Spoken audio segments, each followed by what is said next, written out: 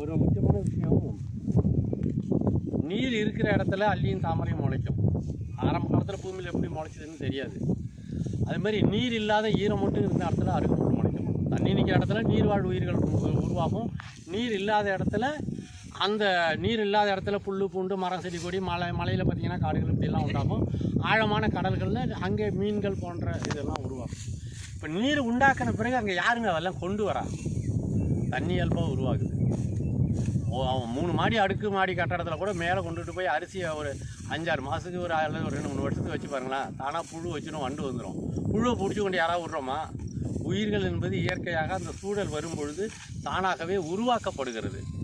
இந்த முதல்ல இந்த அறிவியல் உண்மை முதல்ல நம்மளுக்கு புரியணும். இங்கே வரப்போ உயர்த்தணும், தண்ணியை உண்டாக்கணும். இங்கே பாருங்கள், இந்த பகுதியில் நண்டு வந்திருக்கு பாருங்கள்.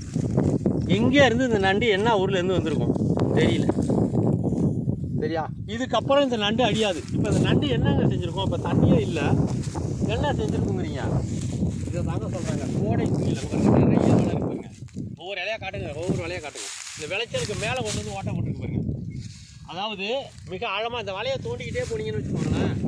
இந்த வலையை தோண்டிக்கிட்டே போனீங்கன்னா இது வந்து ஒரு 5-6 அடி ஆழத்துக்கு இந்த வலை நீட்டாக அப்படியே ஓட்டையாக போகுங்க. அதை போது பாருங்க, இருங்க வரேன், இதை எடுத்துக்காட்டு. இதை போது பாருங்க.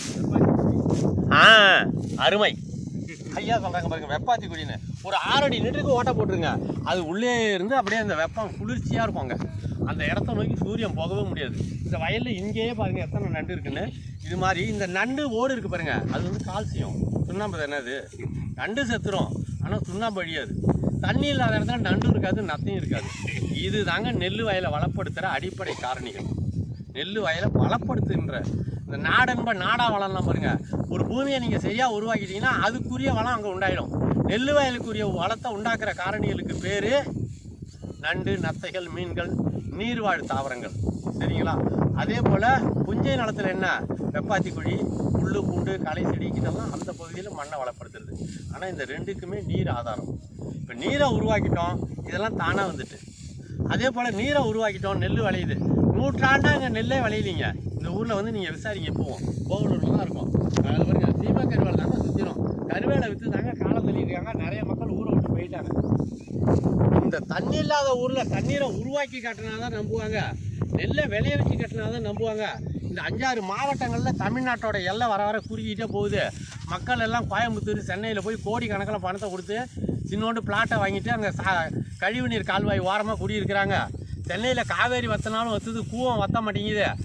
ஏன்னா கழிவு நீர் எங்காவது கூவம் வத்துதா, ஆனால் காவேரி வற்றி போயிடுது. இப்படி பூமிக்குள்ளே ஓட்டப்பட்டு நீரை எடுத்து அழிச்சிக்கிட்டு இருக்கோம். நீரை உருவாக்குறதுங்கிற அறிவை எந்த பூமியில் உருவாக்கணுமோ, எந்த பூமியில் செஞ்சு உருவாக்குனாங்களோ அந்த பூமியிலேயே நீரை உருவாக்குறதுன்னு பார்த்தோம்னா பைத்தியக்கார மாதிரி நம்புகிறாங்க. நான் போன தடவை ஒரு காணொலியில் சொல்லியிருப்பேன், வாத்தியார் புள்ள மக்கு வைத்தியம் புள்ள நோயாளின்னு. ஆணைக்கு வச்சது அத்தினியும் குருடு, அதான் யானைக்கு பிறந்தது அத்தினியும் குருடுன்னு. ஏன்னா யானை கண் பார்வை கூர்மையுடையது. பார்த்தாலே அதில் உள்ள அறிவு உங்களுக்கு என்னன்னு தெரிஞ்சதுன்னா நம்ம அறிவாளின்னு அர்த்தம். பார்த்தும் தெரியலன்னா செஞ்சு தெரிஞ்சுக்கலாம். அந்த மாதிரி சொன்ன ஒன்று தாங்க வரப்பு உயர நீர் உயரும். அது நீரை உருவாக்குகின்ற தொழில்நுட்பம். அது ஆற்று தண்ணியை பாய்ச்சறதுக்காக செய்யலை, ஏரி தண்ணி பாய்ச்சறதுக்காக இல்லை, கம்மா தண்ணியை பாய்ச்சறதுக்காக இல்லை. நீங்கள் 4 அடி 5 அடி உயரம் அந்த மாதிரி 4 உயரம் வரப்பு உயர்த்திட்டீங்கன்னா அங்கே தானாக குளிர்ச்சி வரும். அந்த இடத்த நோக்கி குளிர்ச்சி எப்படி வரும்? நீரின் வடிவமாக வரும். வெப்பத்தினுடைய கடைசி நிலை 0 டிகிரி, அதுதான் நீரின் இயல்பு நிலை. அந்த இடத்துக்கு குளிர்ச்சி உள்ளே வரும்போது நீராக வருது, சரியா? இதை பூமிங்கிற ஒரு கோளை கண்டுபிடிச்சி சூரியன்கிட்டேருந்து பூமி விலகி இருக்கிற நாளில் அந்த குளிர்ச்சியை பூமி எங்கேருந்து வாங்குது? ஸ்பேஸ்லேருந்து வாங்குது. வானின்றி அமையாது ஒழுக்கு யார் யாருக்கும். சூரியனுக்கு எங்கே இருந்து எவ்வளோ வெப்பமும் ஒளியும் கிடச்சிது? ஸ்பேஸ். பூமிக்கு எப்படி இந்த நீரும் இந்த பாதி ஒளியும் வெப்பமும் இருளும் கிடைக்கிது? ஸ்பேஸில் உள்ள இருளும் ஸ்பேஸ்லேருந்து தான் கிடைக்கிது. சூரியனே பார்த்துக்கிட்டு தான் வெறும் ஒளியும் அப்போ தான் பூமி கிடச்சிருக்கும். ஆனால் சூரியனை விட்டு பாதி விலகுது, அப்போ தான் விண்வெளியவே பூமி சந்திக்குது. பாதி இருள் பாதி ஒளி, சரியா? ஏன்னா இருட்டு வந்தால் தான் நட்சத்திரங்களே தெரியுது. அப்போ பூமியினுடைய படைப்பே வேறு மாதிரி, அதனுடைய செய்முறையே வேறு மாதிரி. இயற்கைங்கிற பேரில் செஞ்சுருக்கிறது யாருங்கிறது அப்புறம் வச்சுக்கலாம். ஆனால் அது உண்மை. பூமியில் நம்ம இருக்கோமே உயிரோட, அப்படிப்பட்ட பூமியில் நீரை கொண்டு வர்றது எப்படி அப்படின்னு ஆராய்ச்சி பண்ண அறிவியல் அறிஞர்கள் செஞ்ச வேலை வரப்பு உயர்த்தினா. இது வந்து எந்த மண்ணில் அதை உருவாக்கணுமோ அங்கேயே அது பொய்ன்னு ஆகிட்டு அப்புறம் உலகத்தில் யாருக்கு தெரியும்? அது சரிங்க தானுங்களா. அதனால் இங்கே நீரை உருவாக்குறதுக்கான வேலையை தொடங்கணும். நீர்வாழ் உயிர்கள் வந்துட்டு இனிமேல் நீரை உருவாக்குவது எப்படி அப்படிங்கிற அறிவியலை தமிழ் இளைஞர்கள் உலகம் பூரா கொண்டு போவாங்க. நீரை அவங்க தமிழ்நாடு பூரா உருவாக்கிடுவாங்க. சரிங்களா. அதனால் புரிஞ்சுக்கோங்க, நீரை உருவாக்குனீங்கன்னா நீர்வாழ் உயிர்கள் அங்கே தங்குமிடம் அமைச்சிரும், அங்கே வந்துடும், குடியேறிடும். இந்த நண்டு போயிருக்குல்ல 6 அடி ஆழத்துக்கு, அது திருப்பி அடுத்த ஆண்டு தண்ணி வந்ததும் மேலே வந்துடும், சும்மா வராது. அது வயிறு நிறையா இப்போ குஞ்சும் குழனுமா அந்த முட்டையை நத்தை எப்படி வயிற்றுள்ள வச்சுருக்கோம் அது மாதிரி வச்சுருக்கோம். அந்த குஞ்செல்லாம் 300 குஞ்சு 400 குஞ்சு ஆயிரும். வெறும் தண்ணியில் கால்சியம் எப்படிங்க வரும்?